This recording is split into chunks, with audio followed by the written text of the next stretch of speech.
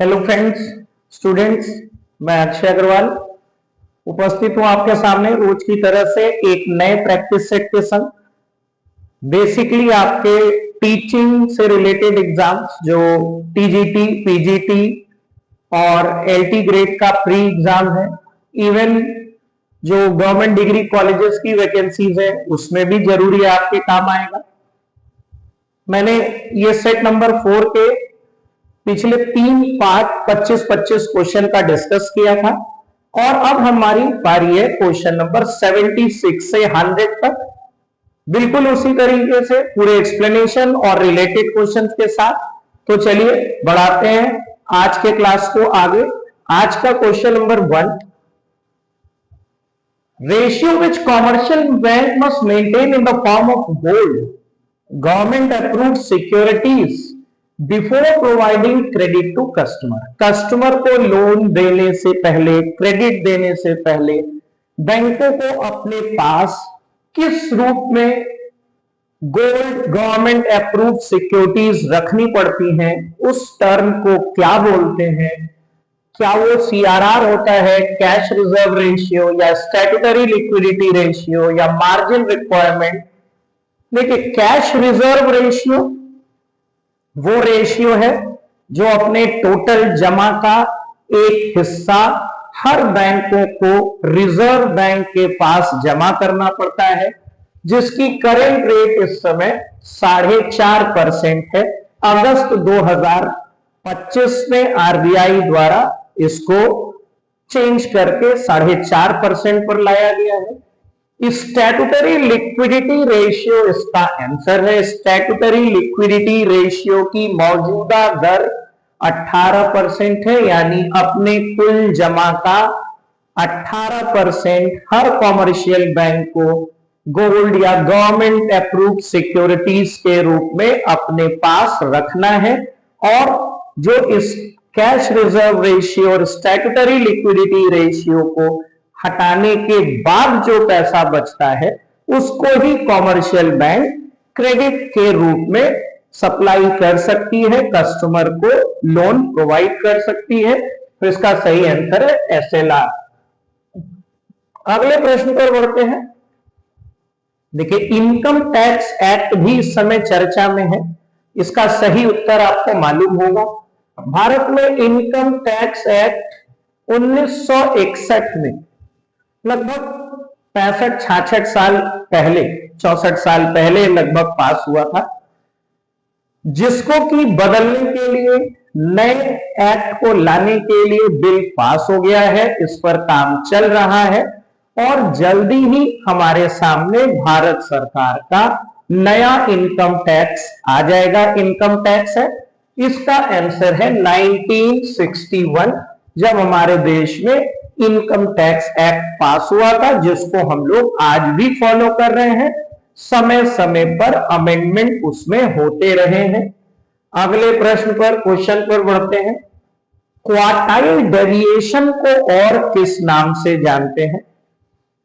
Coefficient of quartile deviation, semi inter quartile range, coefficient of range, या all of these? देखिए, quartile deviation होता है Q3 minus Q1 upon 2।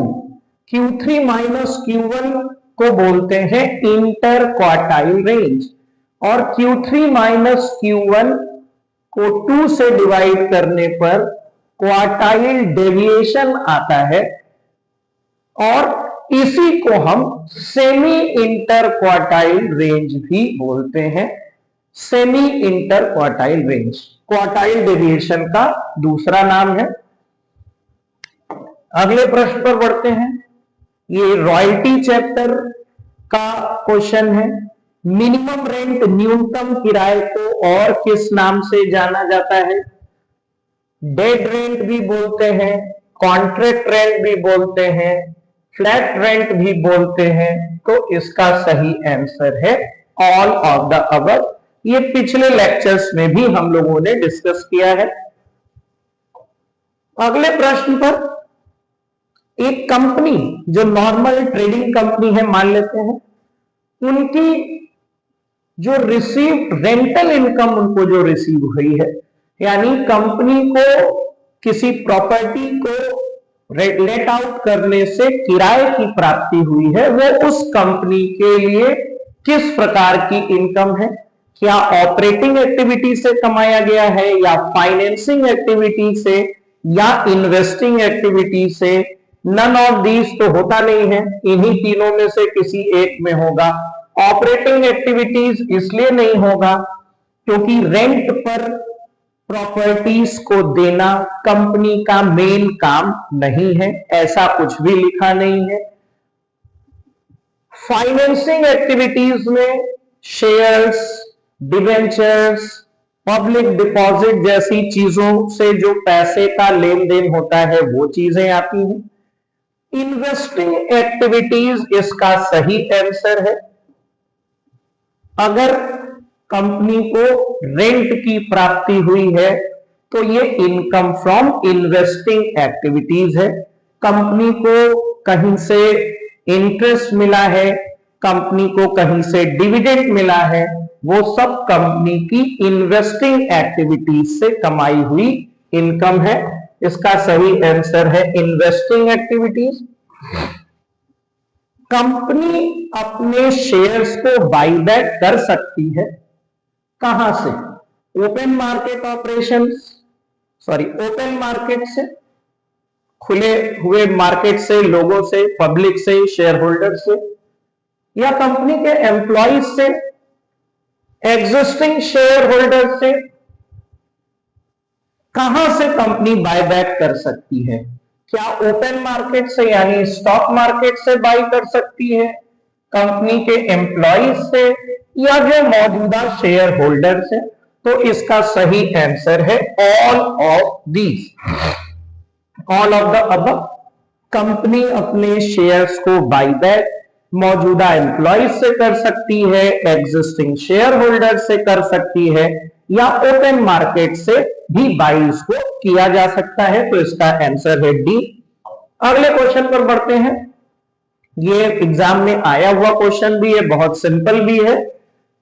Final entry की book किसको बोलते हैं? देखिए, जर्नल है बुक ऑफ ओरिजिनल एंट्री, इसको सब्सिडरी बुक भी बोलते हैं। कैश बुक भी बुक ऑफ ओरिजिनल एंट्री का ही एक पार्ट है। देखिए, कैश बुक एक ऐसा जर्नल का पार्ट है जो जर्नल और लेजर दोनों का काम करता है। क्योंकि जब आप कैश बुक बनाते हैं, सपोज आपने डबल कॉलम कैश बुक बनाई जिसमें कैश और बैंक कॉलम है, तो आपको कैश और बैंक अकाउंट अलग से बनाने की आवश्यकता नहीं पड़ती है। और ट्रायल बैलेंस सिर्फ एक अरिथमेटिकल एक्यूरेसी चेक करने का स्टेटमेंट है जो लेजर के बाद और फाइनल अकाउंट्स बनाने से पहले बनाया जाता है। इसका सही आंसर है ledger. Ledger is the book of final entry, इसका सही आंसर है। अगले प्रश्न पर, इसमें से कौन एक क्लरिकल एक्टिविटी है? इसमें से लिपिकीय गतिविधि कौन सी है? मैनेजमेंट किसी भी हालत में क्लरिकल एक्टिविटी नहीं हो सकती। ऑडिटिंग भी एक स्पेशलाइज्ड वर्क है, अकाउंटिंग भी एक स्पेशलाइज्ड वर्क है, बुक कीपिंग जिसको बोलते हैं पुस्तपालन, बुक कीपिंग एक क्लरिकल काम है। अकाउंटिंग, ऑडिटिंग, मैनेजमेंट ये एक स्पेशलाइज्ड काम है, इंटेलेक्चुअल वर्क है। बुक कीपिंग को एक क्लरिकल और रूटीन वर्क माना जाता है। अगले प्रश्न पर बढ़ते हैं। De Computis et Scripturis the famous book was written by. देखिए, ये एक फेमस बुक का छोटे पार्ट का नाम लिखा हुआ है। आप आंसर इसका जानते होंगे, ल्यूका एफ पैसियोली, जिनका जन्म इटली में हुआ था 1947 में, जिनको फादर ऑफ अकाउंटिंग भी बोला जाता है। उनकी एक फेमस बुक की स्टार्टिंग का नाम है सम्मा दी अर्थमेटिका ज्योमेट्रिया, इसका पूरा नाम आपको याद नहीं करना है, चाहे इस नाम से पूछा जाए और चाहे इस नाम से पूछा जाए। ये बुक सबसे पहली बार डबल एंट्री की बुक दुनिया में पहली बार ल्यूका पैसियोली ने लिखी थी। ये 1494 में इटली में ही, इटली भाषा में ही लिखी गई थी, जिसको मॉडर्न डबल एंट्री सिस्टम का बेस मानते हैं और इनको फादर ऑफ अकाउंटिंग भी बोला जाता है। अगला प्रश्न है अकाउंटिंग स्टैंडर्ड 2। अकाउंटिंग स्टैंडर्ड पर पहले हम लोगों ने कई सारी चर्चाएं की हैं। अकाउंटिंग स्टैंडर्ड 3, 6, 10, 26 जो ज्यादा इंपॉर्टेंट है। AS2 valuation of inventories, raw materials, इन सबसे डील करता है। आपको सारे अकाउंटिंग स्टैंडर्ड्स पढ़ने हैं और एक आपको ब्रीफ नोट बनाना है कि सारे अकाउंटिंग स्टैंडर्ड किस चीज से डील करते हैं। अकाउंटिंग स्टैंडर्ड 2 इन्वेंट्रीज और उसके वैल्यूएशन से जुड़ा हुआ एक स्टैंडर्ड है। WTO का हेडक्वार्टर, मुख्यालय, बहुत बार डिस्कस किया हुआ क्वेश्चन है। 1 जनवरी 1995 से WTO का फॉर्मेशन हमारे सामने फॉर्मली आया। इसके पहले का जो एक ऑर्गेनाइजेशन था, बल्कि वो ऑर्गेनाइजेशन नहीं, एक एग्रीमेंट था जिसको गैट बोलते हैं, general agreement on tariff and trade. ये 1948 में एग्रीमेंट हुआ था। इसको फॉर्मली 1995 जनवरी में WTO का रूप दे दिया गया, जिसका हेडक्वार्टर जेनेवा, स्विट्जरलैंड में मौजूद है। अगले प्रश्न पर देखिए, इंपॉर्टेंट क्वेश्चन है, ट्रिकी क्वेश्चन है। Methods of issue of new securities, नए सिक्योरिटी शेयर डिवेंचर्स को जारी करने का इसमें से कौन सा तरीका नहीं है? Sale through stock exchange, right issue, offer for sale, public issue. देखिए, सबसे कॉमन तरीके हैं ऑफर फॉर सेल और पब्लिक इशू। राइट इशू भी एक तरीका है जिसमें एग्जिस्टिंग शेयर होल्डर्स को यह ऑप्शन दिया जाता है कि वो हमारे फर्दर इशू में अगर इंटरेस्टेड हो तो एक फिक्स प्रोपोर्शन में अप्लाई कर सकते हैं। सेल थ्रू स्टॉक एक्सचेंज कोई भी तरीका नहीं होता स्टॉक या सिक्योरिटीज को इशू करने का। स्टॉक मार्केट सेकेंडरी सिक्योरिटीज में डील करता है, प्राइमरी सिक्योरिटीज में डील नहीं करता। प्राइमरी सिक्योरिटीज सीधे पब्लिक को या जो हमारे एक्सपेक्टेड शेयर होल्डर या डिवेंचर होल्डर हैं उनको बेची जाती है। उसके बाद जब वो लिस्ट हो जाती है स्टॉक एक्सचेंज में तो उसकी खरीद बिक्री हो सकती है। नए इशू का तरीका स्टॉक एक्सचेंज नहीं हो सकता। अगले प्रश्न पर बढ़ते हैं। ये रिसेशन रिकवरी उसकी बात हो रही है, ये आपने कई बार पढ़ा है। प्रॉस्पेरिटी, रिसेशन, डिप्रेशन, रिकवरी और ये फिर से बूमिंग पीरियड आता है। ये रिकवरी है, ये डिप्रेशन है और ये रिसेशन है। यहां पर बूम था जिसको प्रॉस्पेरिटी भी बोलते हैं। तो रिकवरी के बाद आता है बूमिंग पीरियड या जिसको प्रॉस्पेरिटी भी बोलते हैं। ये हमारी इकोनॉमी की एक साइकिल है, तेजी और मंदी ऐसा अर्थव्यवस्था में चलता रहता है देश और दुनिया में। अगले प्रश्न पर आते हैं। कैविएट एम्पटर शब्द का क्या मतलब है? Seller beware, buyer beware, consumer beware या let the government beware. Beware मतलब सावधान रहना।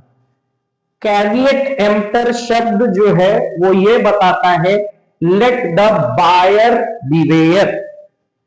बायर को सावधान होना चाहिए क्योंकि बहुत सारी ऐसी चीजें हैं कि अगर बायर सावधान नहीं है तो कंज्यूमर प्रोटेक्शन एक्ट या कोई और लॉ आपकी मदद नहीं कर पाएगा। सपोज आपने कोई कपड़े खरीदे जो ओपन डिस्प्ले में है, आपने उसको अच्छी तरह से जांचा परखा, आपने ट्राई करके भी देख लिया, उसके बाद आप पैक करा के लाए और आप कोई डिफेक्ट पाते हैं, तो कानून के मुताबिक आपकी सुनवाई नहीं होगी, क्योंकि सेलर ने आपको पूरा मौका दिया था प्रॉपर इंस्पेक्शन का। यानी जो गड़बड़ियां इंस्पेक्शन से पकड़ी जा सकती हैं, अगर वो आपने नहीं पकड़ा तो ये बायर की जिम्मेदारी होगी। लेट द बायर बिवेयर, ये एक उदाहरण है लेट द बायर बिवेयर का। अगले प्रश्न पर बढ़ते हैं। ग्रॉस वर्किंग कैपिटल किसको बोलते हैं? देखिए, सिंपल भी है लेकिन कंफ्यूजिंग भी है। आपने पढ़ा है working capital is equals to current assets minus current liability, यानी कि ये वाला ऑप्शन। Current assets plus current liability होता नहीं है। करेंट लायबिलिटी का टोटल कभी वर्किंग कैपिटल नहीं होता। देखिए, current assets minus current liability करने पर नेट वर्किंग कैपिटल आती है, शुद्ध वर्किंग कैपिटल। यहां पर पूछा है ग्रॉस वर्किंग कैपिटल, इसका सही आंसर है सम ऑफ टोटल करेंट एसेट्स। जितनी भी चालू संपत्तियां हैं उनका जोड़ जो होगा वो ग्रॉस वर्किंग कैपिटल बोलते हैं। जब उसमें से करंट लायबिलिटी घटा देते हैं तो वो नेट वर्किंग कैपिटल आ जाता है। इसका सही आंसर है बी, ये इसका आंसर नहीं है। Ultimate objective of financial management, जो वित्तीय प्रबंधन है उसका अल्टीमेट ऑब्जेक्टिव क्या है? ये ऐसा क्वेश्चन है, सिंपल भी लगता है, कंफ्यूज भी करता है। क्या कंज्यूमर को सेटिस्फाई करना? देखिए, कंज्यूमर को सेटिस्फाई करना मार्केटिंग मैनेजमेंट का काम है। मार्केटिंग का अल्टीमेट ऑब्जेक्टिव है कंज्यूमर सेटिस्फैक्शन। अब आते हैं कॉस्ट रिडक्शन। फाइनेंशियल मैनेजमेंट का अल्टीमेट ऑब्जेक्टिव कॉस्ट रिडक्शन नहीं है। इन्हीं दोनों में से कोई एक में कंफ्यूजन होता है। क्या शेयर होल्डर्स की वेल्थ को मैक्सिमाइज करना या कंपनी के लाभ को मैक्सिमाइज करना फाइनेंशियल मैनेजमेंट का मेन ऑब्जेक्टिव क्या है? तो उसका सही आंसर है wealth maximization, not profit maximization. Wealth maximization is the ultimate objective of financial management, wealth maximization for share holders. Consumer satisfaction marketing का काम है, वो फाइनेंशियल मैनेजमेंट का काम नहीं है।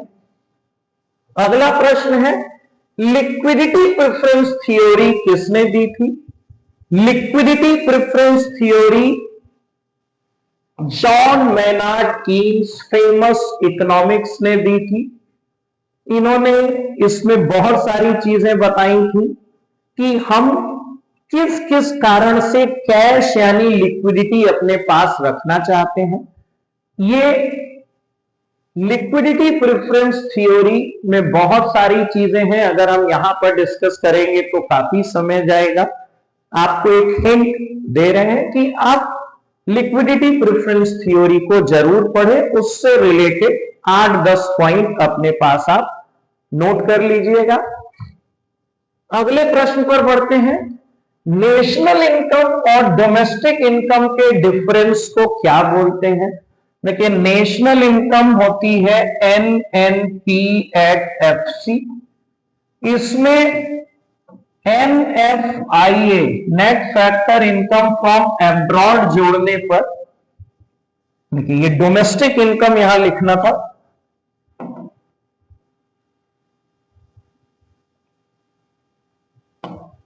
NDP@FC। डोमेस्टिक इनकम में NFIA जोड़ने पर NNP@FC यानी नेशनल इनकम आता है। तो अगर आप नेशनल इनकम में से इस डोमेस्टिक इनकम को घटाएंगे तो क्या आएगा? NNP-FC माइनस NDP-FC आपका आएगा net factor income from abroad, NFIA।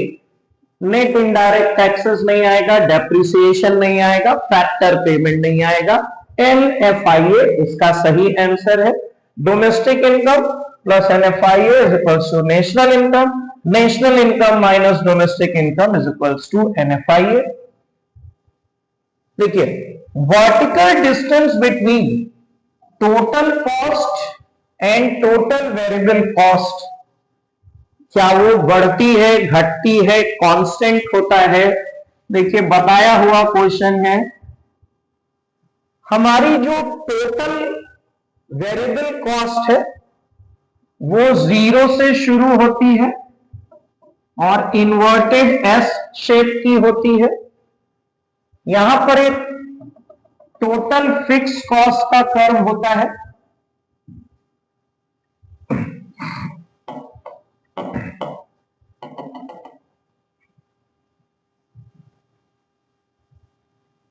देखिए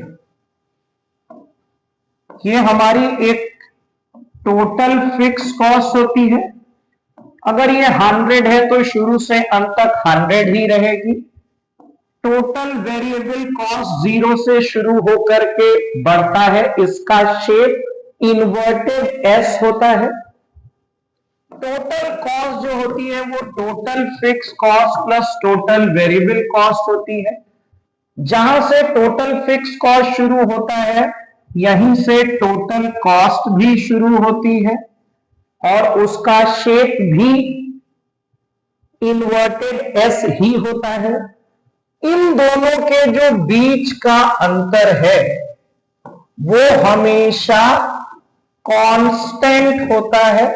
क्यों?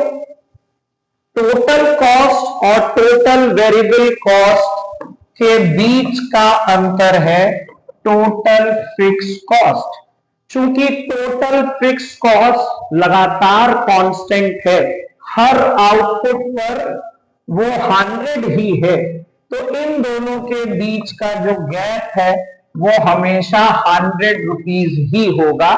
इसीलिए ये दोनों पैरेलल लाइंस होती हैं, टोटल कॉस्ट और टोटल वेरिएबल कॉस्ट। तो ऑलवेज रिमेन्स कांस्टेंट, इन दोनों के बीच का गैप जो होगा वो हमेशा कांस्टेंट होगा। अगला प्रश्न, for inferior goods income elasticity of demand कैसा होगा? इनकम इलास्टिसिटी ऑफ डिमांड मतलब इनकम घटने या बढ़ने का इन पर क्या असर होगा? क्या पॉजिटिव असर होगा या निगेटिव असर होगा? देखिए, जब हमारी इनकम इंक्रीज होगी तो हम इंफीरियर गुड्स को कम खरीदेंगे, जब हमारी इनकम कम होगी तो हम इंफीरियर गुड्स को ज्यादा खरीदेंगे। तो हमारा जो रिलेशन है इलास्टिसिटी का वो निगेटिव आ रहा है। नॉर्मल गुड्स के लिए इनकम इलास्टिसिटी पॉजिटिव होती है, ज्यादा इनकम पर ज्यादा और कम इनकम पर कम खरीदते हैं, लेकिन इंफीरियर गुड्स के लिए हम ज्यादा इनकम पर कम और कम इनकम पर ज्यादा खरीदते हैं। इसका सही आंसर है negative. 96 question, price of the commodity increase, किसी कमोडिटी का दाम बढ़ने पर उस चीज पर किया गया टोटल एक्सपेंस कम हो गया। ये किस प्रकार की इलास्टिसिटी को बताता है? अगर आप याद करेंगे, मैंने पिछले लेक्चर्स में बताया था, टोटल एक्सपेंडिचर का मतलब होता है प्राइस इनटू क्वांटिटी। जब किसी चीज का प्राइस बढ़ने पर टोटल एक्सपेंडिचर घटता है या प्राइस घटने पर टोटल एक्सपेंडिचर बढ़ता है, यानी दोनों अपोजिट दिशा में जाते हैं, जैसा कि यहां पर बताया जा रहा है, तो इलास्टिसिटी हाई होती है। अगर दोनों एक ही दिशा में जा रहे हैं, प्राइस बढ़ने पर टोटल एक्सपेंडिचर बढ़ रहा है और प्राइस गिरने पर टोटल एक्सपेंडिचर गिर रहा है, तो लेस देन 1 होती है, यानी लो इलास्टिसिटी होती है। और प्राइस घटने बढ़ने से अगर टोटल एक्सपेंडिचर पर कोई असर नहीं पड़ता तो इलास्टिसिटी 1 मानी जाती है। एक्सपेंडिचर मेथड से ये 3 तरह की इलास्टिसिटी निकलती है। जब ये अपोजिट दिशा में जा रहा है तो हाई इलास्टिसिटी है, मतलब ग्रेटर देन 1 है। अगले प्रश्न पर, इसमें से कौन सा वक्तव्य सही है? No given goods are inferior goods, no inferior goods are given goods, all given goods are inferior। पहले समझिए given goods क्या होता है। सर रॉबर्ट गिफेन एक प्रसिद्ध इकोनॉमिस्ट थे।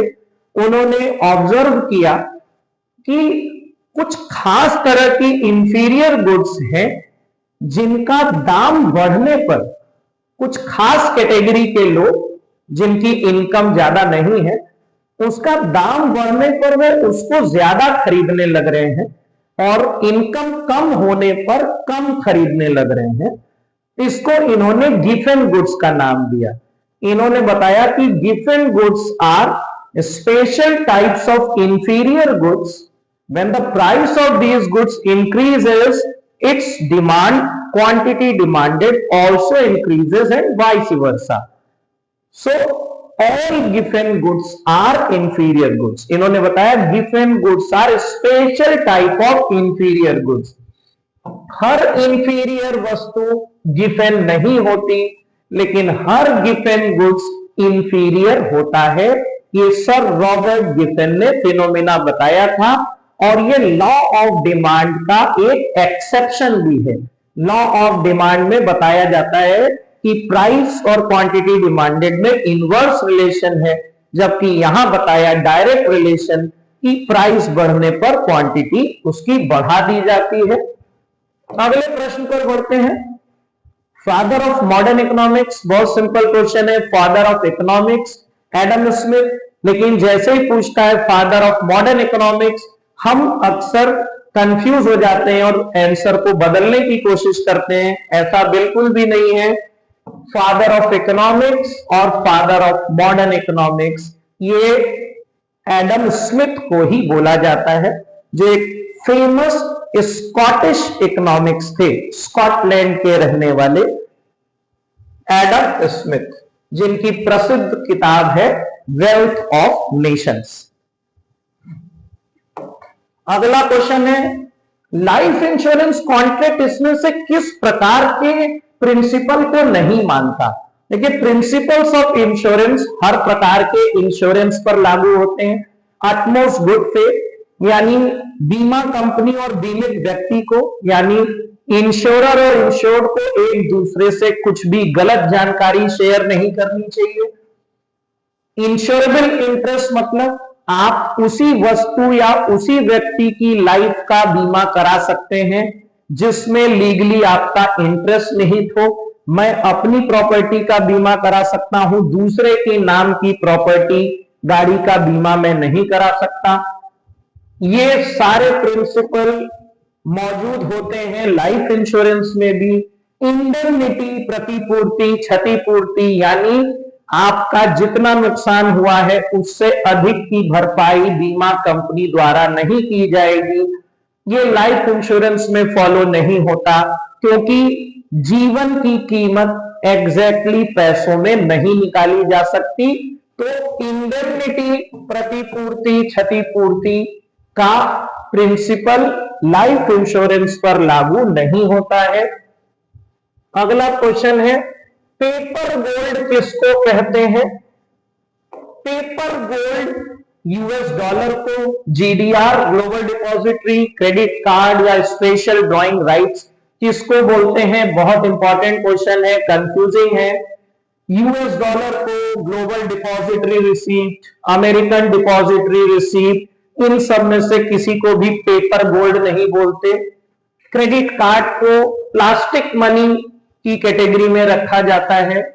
इसका सही आंसर है एसडीआर, स्पेशल ड्रॉइंग राइट्स, जिसकी शुरुआत 1969 में अंतरराष्ट्रीय मुद्रा कोष यानी आईएमएफ ने की थी।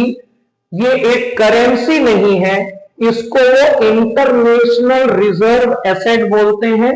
इसकी वैल्यूएशन दुनिया की जो मेजर करेंसीज हैं, यूरो, यूएस डॉलर, पाउंड, उनके एक बास्केट के बेसिस पर तय की जाती है और ये मेंबर कंट्रीज को ही इशू किया जाता है, आपस में ये फ्रीली ट्रांसफरेबल होता है। स्पेशल ड्राइंग राइट्स को पेपर गोल्ड भी कहते हैं। इसका सही आंसर है सी। तो ये आज के 25 क्वेश्चन रोज की तरह से कहने को 25 क्वेश्चन है, आप इससे कम से कम 25 क्वेश्चन और बना सकते हैं, नोट कर सकते हैं। और अगर आप एग्जाम में सीरियसली अपीयर करना चाहते हैं तो आपको अब ज्यादा से ज्यादा समय रिवीजन में, प्रैक्टिस में ही डिवोट करना है। दिन का जितना भी समय संभव हो बहुत सीरियस तरीके से आप रिवीजन करिए। जो एकेडमिक बुक्स हैं वही आपका बेस है, उनको बिल्कुल मत छोड़िए, बल्कि 9th की बुक से 10th की बुक से आप स्टार्ट करिए और ग्रेजुएशन लेवल की बुक तक रिवीजन करिए। एमसीक्यूज लगाते रहिए क्योंकि इसी में से आपको क्वेश्चन एग्जाम में मिलने वाले हैं। Thanks for watching. पसंद आया होगा वीडियो तो आप सब्सक्राइब लाइक जरूर करिएगा ताकि वीडियो आपको समय पर मिलते रहे। See you in the next lecture. Goodbye till then.